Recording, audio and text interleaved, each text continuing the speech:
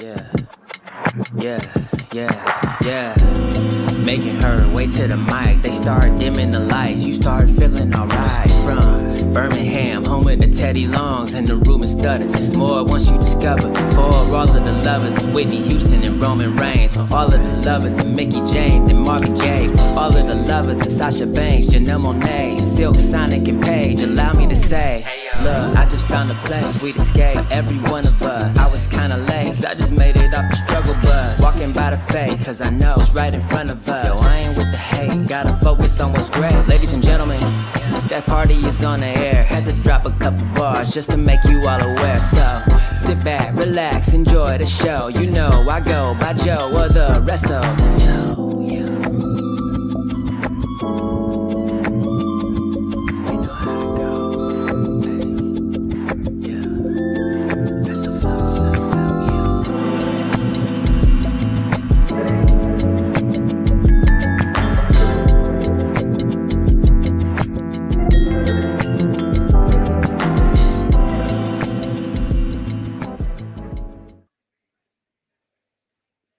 Hey y'all, welcome to a new episode of HWP Extra with your girl Stephanie Hardy. Of course, if this isn't your first time listening, thank you for continuing on this wrestling journey with me. And this is your first time listening or watching, thank you so much for hopping on the train. And hopefully, we can continue this journey in professional wrestling together. So, of course, this weekend, just now, as of a couple of hours ago, Bash in Berlin is in the books now. It happened and it was an amazing event. I'll definitely give it a 9 out of 10. Every match was really good in terms of storytelling. Everything was great. And also, I hope if you are a longtime listener of HWP, you were able to listen to my extra episode where I gave my predictions for Bash in Berlin. I actually got 4 out of 5 of the matches correct in terms of predictions. So I'm really proud of that. And if you haven't watched it already, please go and watch it back and compare it to how you felt that the pay-per-view was going to go. But either way, it was really awesome. And because this is a wrestling weekend full of surprises and full of craziness, we have another pay-per-view to look forward to in the form of NXT No Mercy tomorrow. And I am here to discuss it and give my predictions for that as well, because of course we love NXT here on HWP and just had to talk about it. So of course, if you're watching live, I know I had to push the show back due to, of course, it being early in the morning and waking up and stuff. So I apologize for that. But of course, if you're watching live on YouTube, on any one of the Facebooks, on any one of the Twitters and all of the above, thank you so much. And of course, if you haven't watched it already, or if you're not watching it right now, rather, you can watch it later on the YouTube channel on the Hardy Wrestling Podcast, where you can go under live and watch it there and just listen to the show audio wise as well. So, NXT No Mercy is tomorrow, and there's a whole lot of different factoids that I want to give before I start talking about the pay per view itself. So, no Mercy, of course, will be held at the Ball Arena in Denver, Colorado. That is owned by the business of Ball, which you kind of know as a mason jars type of place. It's been around for a very long time. I did not know they had an arena until they announced it for here. So I was like, okay, cool. Ball Arena in Denver, Colorado. Now, of course, Colorado is out west. So big ups to any listeners over there that are out west, and also the wrestling fans that get to see that.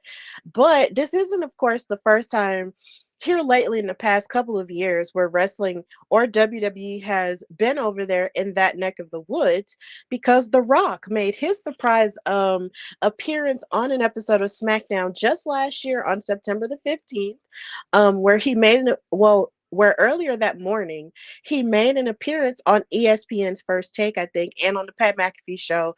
And he said some things to sort of ruffle the feathers of everybody preparing for WrestleMania season. And he made a surprise appearance and beat up on Austin Theory along with Pat McAfee. And of course, this let everybody up. And this was also a very weird day for me as well, but I won't discuss that here. But either way, The Rock popped up on everybody in Colorado, and everybody was really crunk about it. This No Mercy will be the 15th No Mercy in WWE overall. And it's the second one under the umbrella of NXT.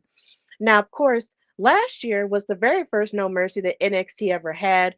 And it was, of course, main evented by two amazing high profile matches in the form of Becky Lynch versus Tiffany Stratton for the NXT Women's title in an Extreme Rules match.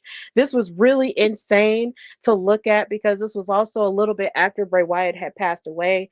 And I believe Becky Lynch had tributes to him all over her gear and everything.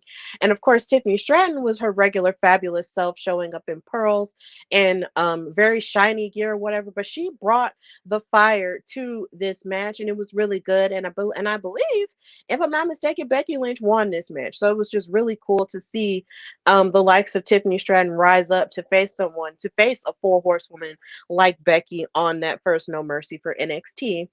And also, sadly, um, in my estimation, this was also where Ilya Dragunov defeated Carmelo Hayes for the NXT Championship, ending Carmelo's reign of over 100 days, which of course started at Stand and Deliver that past year, that WrestleMania weekend, and it ended with Ilya. And this made me so sad. I was so sad in the moment because I was just like, oh my God, I wanted Carmelo to keep the title for like a long, long, long, long time. But it's okay because the reign that he had was still impeccable and it was still very history making because he was the third black man to ever hold the NXT title, and he just had a plethora of amazing matches against people who came up with him, and also against people who were more so veterans like Baron Corbin and such. So yeah, No Mercy has a lot of cool stuff attached to it already. So this is the second one under NXT, and of course, this is a poster from the very first No Mercy that was held in the United States. Because as it turns out, the first actual No Mercy was held in Manchester, England in 1999. And I thought this was really a very interesting point of history to find out. But of course, No Mercy was a pay per view, a standalone pay per view on its own a long time ago in the 90s. But then they got rid of it and then brought it back, and then got rid of it again and then brought it back again for NXT. So, kind of a funny history with old school named pay-per-views there, because you got the likes of Armageddon and the likes of Judgment Day, not the faction but the pay-per-view, and how they sort of gotten rid of that, or they've taken other pay-per-views and rebranded them to something else. WWE is really funny about that, but either way, I just wanted to include that little historical tidbit before we get started into the predictions for the rest of the show. So, yeah, of course, on HWP, we make our predictions for the women first because it's always ladies first over here. So, for NXT No Mercy tomorrow, which is Sunday, September the 1st, September. My birthday's coming up. So, with that, we have Kalani Jordan versus Wendy Chu for the NXT Women's North American Championship. Of course, Kalani Jordan has held on to the title since she was the first person to ever win it at Battleground Las Vegas. And she has been having all types of amazing matches and lots of crazy challengers here and there. And Wendy Chu was basically the second person in this sort of dark phase of NXT in their women's division to challenge her after not Fallon Henley, after Tatum Paxley challenged her and wanted to play with her or whatever and wanted to take her title. So after that, after Kalani defeated Tatum Paxley, Wendy Chu decided that she was going to attack Tatum and then actually lay down the gauntlet for her right to challenge Kalani Jordan. And she has been playing all kinds of crazy mind games with Kalani, even with bringing somebody to challenge her in the form of TNA's Rosemary this past Tuesday. And that was a huge surprise because, of course, the NXT partnership is still in full swing. And something that I have been sort of wanting a bit more is seeing more women get into the swing of the NXT stuff. And that definitely was a fun bout that Kalani had with Rosemary, and hopefully we'll see more of Rosemary and more of other TNA women as well. So she sort of Wendy used her to get inside the head of Kalani Jordan and just played all kinds of mind games and such. And for someone who is as sweet as Kalani is, it's like people have sort of been underestimating her because she's not as apt to join the dark side or get as edgy as a lot of her other opponents have. And I hate that because Miss Ma'am is actually really fierce in the ring and all of that, even though she is, a baby face. And I just want people to just stop, making it seem like she's just a weak link or just a transitional champion. She really isn't. I feel like with all of the hard work that she has done in these past couple of months and even in the past year, where at one point, she was a new girl, and then she came up in the breakout tournament and almost won that and almost won so many other opportunities only to come up short. For her to finally be a champion is definitely well earned, and she has proven that she is not just a transitional girl. And her match with Sol Ruka from Heatwave is definitely one that I recommend that you watch if you have not seen a Kalani Jordan match. So even though a lot of other people are underestimating her like they tend to do a lot of the time, which irritates me, personally, I see it for Kalani Van Dam, and she is going to win and retain her NXT Women's North American Championship. I just love what she's done. I love that she is the face of what it's like for what it's like to have a women's mid card title in WWE or even in NXT as a whole. I like it. And I just like the attitude that she has. And she's just, fiery. And I just like that.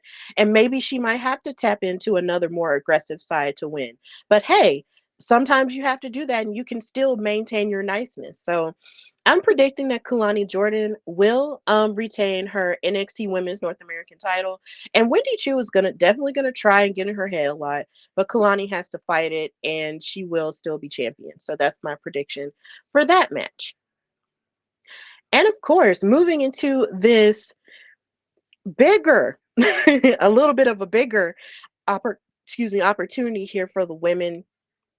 You have Roxanne Perez defending her NXT Women's title against another newcomer in the form of Jaida Parker. Now, over the past year, Jaida Parker has come up and risen up the ranks in terms of NXT. She came up on her own, but then joined Out the Mud, and she really had the fire and the words and the personality that were just really entrancing, and it just pulls you in. And then on top of that, she's really beautiful as well. She's taken the internet by storm with how gorgeous she is and all of the above. And she really is. She's a gorgeous girl. And her athleticism is definitely something to watch as well. And she's come very far for someone who is still very young in the business. But then you have that type of mentality that she has up against someone like Roxanne, who is just not even just amazing in the ring, but just an all around superstar and an all-around amazing in-ring worker. And it makes me wonder how exactly is that going to play with someone like Jaida Parker. I am more than sure that Jaida Parker will rise to the occasion, but I'm not entirely sure if right now is her time. And it makes me sad to say because I love me some Jaida Parker. We root for black women over here on HWP. And as cool as it would be to see her win the NXT Women's title, and and as amazing as watching her slap the taste out of Roxanne's mouth has been over the past couple of days on social media and stuff, I feel that Roxanne at this point is very aggressive, and she fights as if she still has a chip on her shoulder, which I feel like is very dangerous. When you're already on top, but yet you still fight as if you're not on top. That's very dangerous. And I think that Roxanne is still going to retain the title, but in the midst of that, we're going to see someone else who might shake up Roxanne because, of course, if you watch this episode of NXT, you saw after Jada slapped the fire out of Roxanne, she looked over at somebody off camera and said, "Hey, I heard, what are you doing here? I heard of you. You can get some too." And then she walked away. And Roxanne looked up at the person as if she was just really shook or like she was in shock. So I just have this really incredible feeling that somebody is coming to shake up the women's division, and it could be anybody. It could be Julia, it could be Stephanie Vacour, or it could be somebody that we are not even expecting at all. But then you also have the TNA aspect of it too. It could be any one of those ladies from over there in one of those knockouts. So you just never know there. But either way, I'm predicting that Roxanne will retain her title. And Jaida Parker will still, do the very best that she can, improve, what her worth is and what her growth has been like over the past year. So it's going to be cool. So, moving away from the women's division and going to the men, we have the NXT Tag Team Championship match between Chase U, that's Andre Chase, and Ridge Holland going up against Axiom and Nathan Frazier. I am so happy that Chase U was able to win the tag team titles, because they really have been looking for that next thing that would, propel Chase U to success after everything that they've been through and how they almost got torn apart and everything. But at the same time, Nathan and Axiom were really stellar tag team champions. And of course, since they never slow down and their aerial offense is hard to really like break and slow down, like they were just really amazing to see, and really amazing to watch them grow. But then at the same time, they've been dealing with communication issues for the past couple of months too. And it makes me wonder if they can get past those and get past so many other goals that they have, for themselves on the horizon, that they can win those tag titles back. Because Frazier was angry at Axiom because he was going over on SmackDown to do stuff over there. He was participating in the speed tournament and so many other things. And he felt like he didn't have his eye on the ball. But then Nathan Frazier started to do the exact same thing and expected Axiom not to say anything to him about it. And I'm wondering if their differing viewpoints on things is going to have them clash. Like, I just wonder if they're going to be able to get past that. So, because Chase U actually just won the tag titles, I have this feeling that they're definitely going to retain. And I just don't see Nathan Frazier and Axiom lasting as a tag team past this point. I think that they've done everything that they possibly can and have beaten everyone that they possibly can as well. So, I just don't see them lasting as a tag team the further, like any further after this match. I wouldn't be surprised if either one of them turned on each other, if Nathan turned on Axiom, or even if Axiom turned on Nathan. But I'm predicting that Chase U will come out with the win, and it's going to be fine for them and great for them in terms of celebration. But I just think Nathan and Axiom are going to break up after this, and it's going to be sad, but that's just how it is. And of course, we have the ruler, Obafemi, going up against the Don of NXT, Tony D'Angelo. Now, this rivalry was something that I was not expecting at all, seeing as it started off relatively small with them sort of interrupting each other's interviews and making it seem like one was less important than the other. And I was just like, okay, so this is interesting, how this is sort of bubbling to the surface little by little, but then it reached a high peak finally when Oba actually came to Tony's establishment slash restaurant, and his family had to pull him away and be like, yo, like, Oba's here, you need to come fix this. And he sat at his table and he was talking to him and telling him, like, you're not gonna run through me because I'm the ruler and all of that. And I was just like, dang, this was a really small but really effective way to really start a feud, because I wasn't expecting it at all with all the different feuds going on. The way that theirs started was just very small, and just it was almost like a, if you're not paying attention you're going to miss it, and then boom, it turns into a full-blown feud. And I really appreciated that, and I just wasn't expecting that. So Tony D'Angelo is somebody who intrigues me as an in-ring talent. I love watching him, work in the ring. I was definitely intrigued by him and his performance at Stand and Deliver this year. I was definitely shocked when he won the Heritage Cup, because I just wasn't expecting that at all. But yo, like, if anybody else can win, then I guess a brawler like him can win too. And I was just like, wow, this is really interesting. But with him being a brawler and Obafemi being a brawler, but yet still someone who can move really fast as well, I'm not entirely sure if that's going to work. Obafemi has just been really dominant lately, and I just don't see him losing right now to Tony D'Angelo. I just don't see it. I feel like it would take a really special, and not saying that Tony D'Angelo isn't special, but I feel like it would take a super, super special talent to beat Oba Femi, because Oba just has all the qualities. It's like he's young, he's fast, he's strong, he can throw you and toss you around like you're a rag doll. Like, he's just a special type of talent that I just don't see, just running through. I just don't see him losing right now. So I'm predicting that Oba Femi will retain the NXT North American title.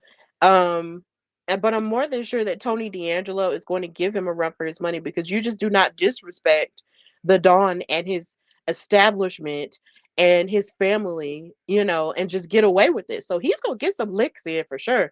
But Oba is definitely going to retain. So Malcolm is in the comments. He's saying, "Who do you think will be the next breakout star on NXT by the end of the year?" That's an insane question, considering we're almost at the end of the year. Number one, and number two, they're also changing networks now too, and oh my god, it's kind of hard to say. I would say that it would be Oba. I really would say that it would be Oba. I think he will definitely be the next breakout star, because, like I said, he just has all of the factors of what it means to be a star on the men's side of things. He has the size, he has the ability, he has the presence. I think Oba Femi will be the next breakout star by the end of the year. He's it. Um, yeah, he's definitely it to me for the men. Now for the women, it could really be anybody for the women, because they're I would say maybe Lash Legend, it could be for the women, like she could be the next breakout star. But at the same time, there's just so many great women on NXT's roster that it's just really hard to tell. But I appreciate your question. That's a really good question to think about. So, but yeah, my prediction is that Oba Femi is going to retain the NXT North American title. And yeah, yeah, that's just my prediction for that.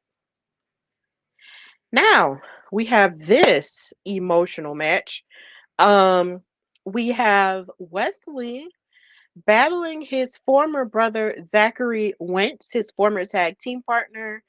And this was one of the most heartbreaking moments of the year in terms of professional wrestling, because of course Wesley was gone for a minute, right? And he's gone. He's recovering from a back surgery and everything. And so he comes back, and he comes in all guns blazing and ready to get his NXT North American title back, right? But of course, he gets beat by Oba Femi, because Oba Femi, and he feels really sad about it. He challenged him two times, he lost to him two times. He was just feeling really sad about it. He didn't know what his place was, so he was just like, maybe I should just go, or just, forget about it. But then, boom, NXT hits, and his friends, the Rascals, Zachary and Trey Miguel, come back, and he's just like, oh my God, life is worth living again, and everything is cool. And we're thinking everything is cool. And then that MSK, him and Zachary were going to go after the tag titles. They lose. And then all of a sudden, you have Wesley stabbing him in the back. Who this for? Who is this for? I could not believe. My heart was absolutely on the floor when that happened, because it's like they've been together forever. And it's like every time I think about the Rascals, I think about the clip of them crying over Zach and Wes leaving TNA and leaving Trey Miguel on his own. Like, I just think about, how that bond was being severed when they left. And I just think about just how much they love each other, only for that to be flushed down the toilet for Wes to say, look, you left me, and I was angry, and I needed you, and you left me, so now I want nothing to do with you. And it's just like, bro, that's crazy. Then on top of that, for him to feed himself with the delusion that he is any different from Zachary, because he has had solo success on his own, probably the best solo, maybe the best solo success on his own out of the Rascals. And Zachary was nothing more than just, a guy who effed up and then had to go back to TNA to rebuild himself. That was horrible. He just called him, you're just an NXT wrestler. And, well, not an NXT wrestler. He said to Zachary this past Tuesday, you're just a TNA wrestler, and I'm a WWE superstar. And when I tell you, that made me really upset, because something that even people do in the wrestling fandom, and I know this is a rant, but something that people do in the wrestling fandom is that they tend to look down on TNA as if it's not foundational for a lot of the things that we see in the mainstream of wrestling now. Even their knockouts division was giving more equality to the women before WWE really started taking their women's division seriously. So we're not going to sit here and pretend that TNA did not teach a lot of people how to be how they are now. Like that was just really ridiculous of West to even say. And we're also not going to sit here and pretend that when TNA started working with NXT, it really gave a bigger shot in the arm to them. Like that was just ridiculous of him to say. And what's so funny is the way that Zachary got let go through all the shenanigans that he was going through. He's sitting up here acting like he's not capable of not messing up, and then losing his way, and then having to go back to TNA to start all over too. Like the same way other people can start over, you can start over just as easily. It's just like my mom always says. It's like you have to be grateful. Like there before the grace of God go I. Like you could have been in that same situation where you had to start over again and go back to TNA and rebuild yourself and what make something more. But at the same time, it was just really interesting to see him say, "Oh, I'm a WWE superstar." Then on top of that, he kept saying, "There's levels to this. There's levels to the and you're not on my level." And I'm sitting here like, you both are on NXT, which is the third brand. Think about it. That is a level in and of itself. You have Raw, you have SmackDown, and you have NXT. NXT is essentially still a developmental brand.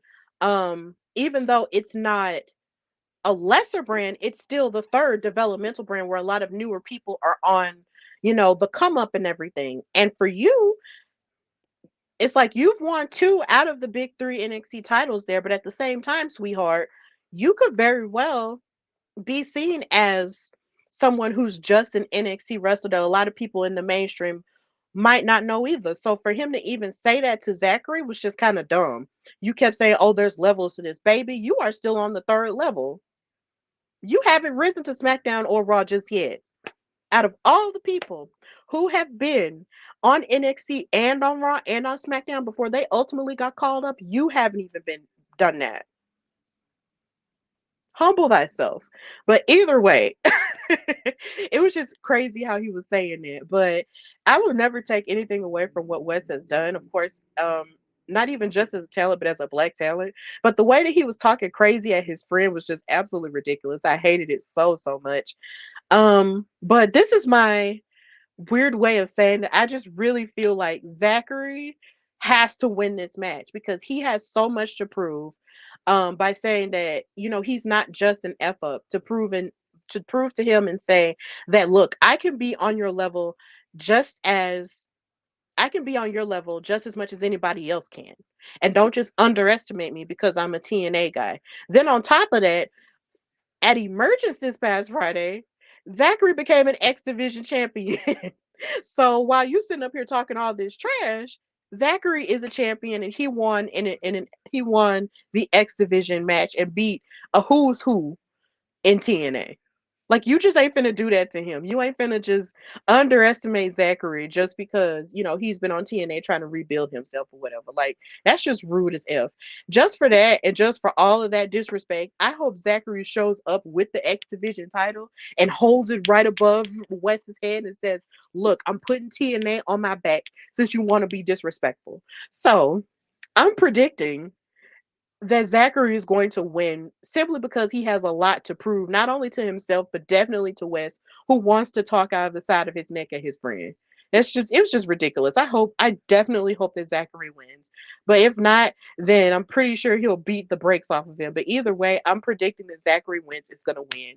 And I also want to congratulate him on becoming an X Division champion because that's just really lit for that to be all in one weekend. That's really lit. So. Yeah, and shout out to Gigi Dolan because I miss her and she's engaged to him. So hopefully Gigi can come back because that was my girl too. So, and now we're here for the main event match, which is Joe Hendry versus Ethan Page, all ego for the NXT Championship with Trick Williams as the special guest referee. Joe Hendry is just he is like the shot of joy that I feel we need in wrestling at this point. He is just so the phenomenon of him in this song and believing in him and just watching his wrestling ability has just been really great. He is one of the best parts of NXTNA, and I'm so glad that he's come over to sort of, just give us a little bit more joy for everyone singing his song and dancing with him and just being as goofy as he knows how to be. It's just really great. And in his concert this past Tuesday was really funny too. He was like, Ethan sucks, or like he was telling Ethan to put on some clothes. He was like, Ethan sucks. Believe in Joe. Ethan, put on some clothes. Like, it was just hilarious. Ethan sucks. Believe in Joe. Ethan, put on some clothes. It was just hysterical. I believe in Joe Hendry. I'm so happy that I was able to even tell him as much on Busted Open Radio when I called in a few weeks ago. It was just really great.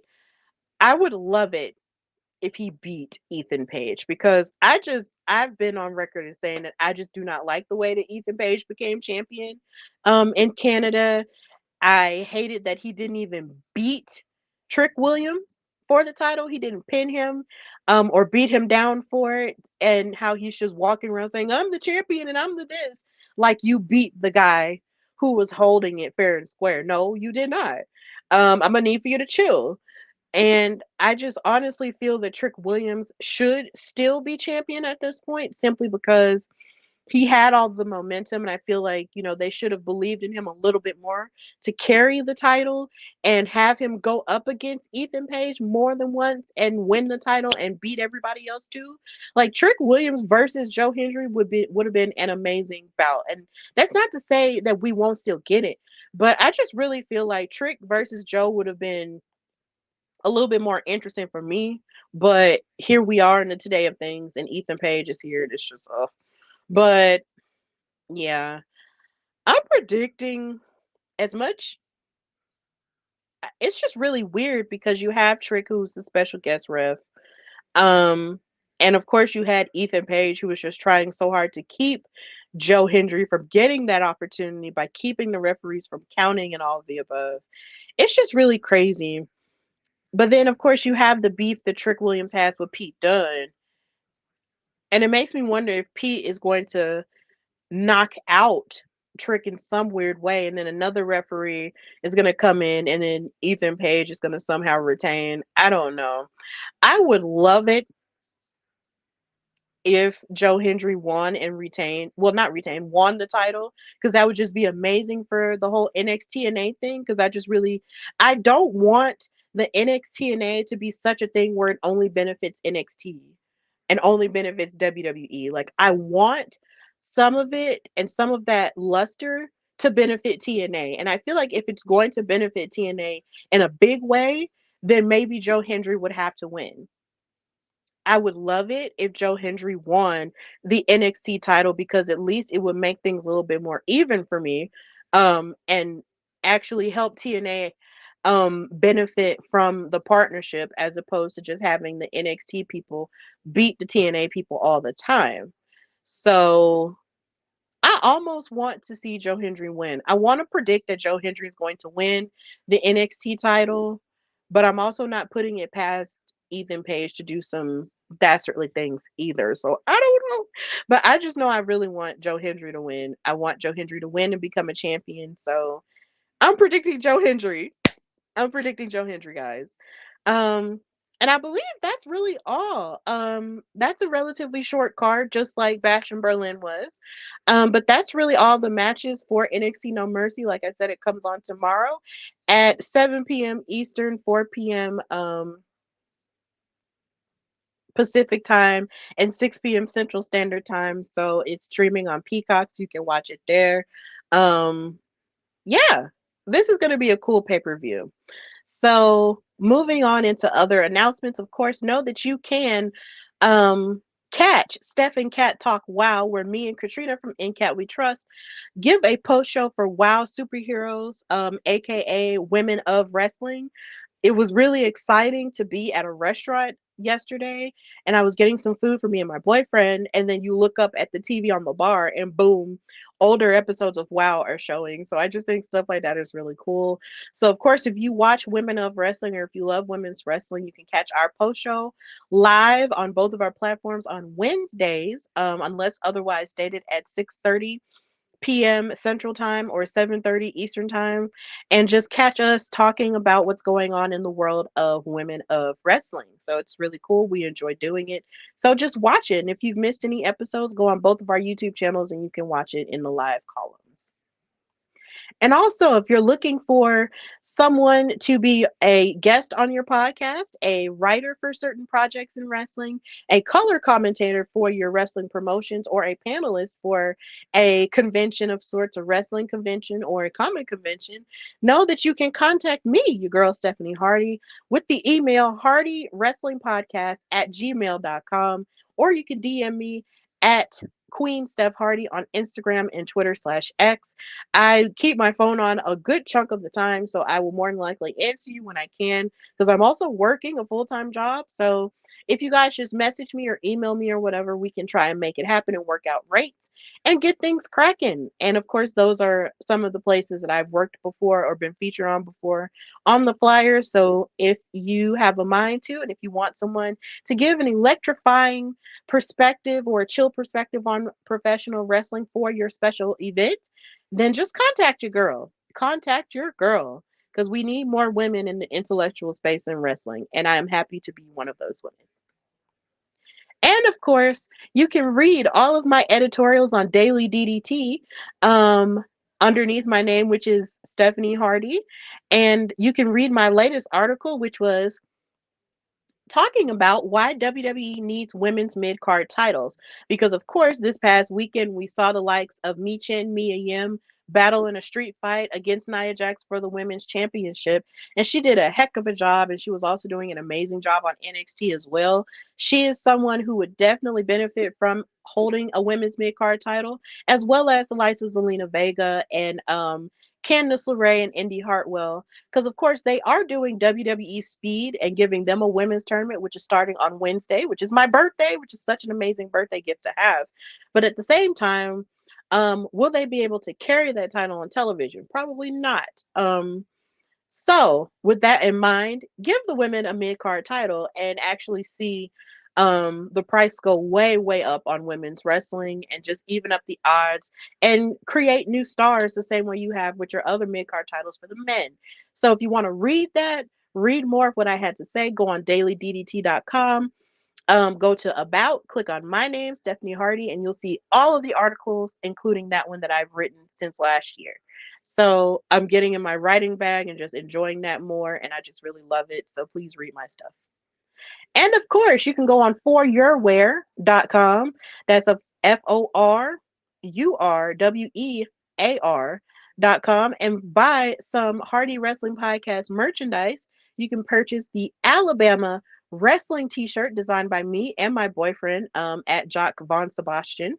Um, you can buy the t-shirt or the hoodie in red and or black. You can get it in every size from small to at least 4 extra large. And of course, it celebrates Alabama wrestling greatness and icons such as Teddy Long, Sensational Sherry, Kayla Becker, formerly known as Kayla Braxton, Paul Bearer, AQA Deborah, and Fuego del Sol, who actually just recently wrestled on Rampage again. So if you want to celebrate and wear an interesting piece of wrestling merch that has to do with a certain state that actually has an amazing wrestling history, buy the t-shirt. And you can also rep the Hardy Wrestling Podcast on the back of the t-shirt as well. Buy the merch, and you can also buy my Beyonces t-shirt, which celebrates the love of Bianca Belair and Montez Ford, the actual dominant couple in WWE. Eat your heart out, Liv and Dom. You can buy that in every size, and that's available in black. But if you want to celebrate their love, you can buy that T-shirt as well.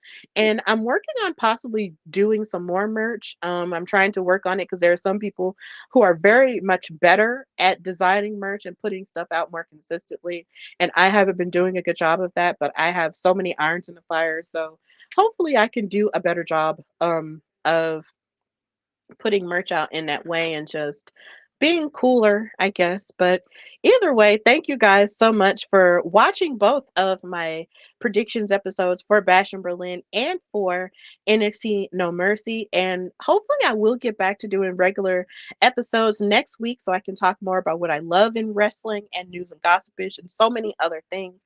And I can just continue to work and get my wrestle talk on. So, of course, this has been the Hardy Wrestling Podcast, or HWP Extra, with your girl, Stephanie Hardy. And until next time, have a fabulous Labor Day weekend. Bye, y'all.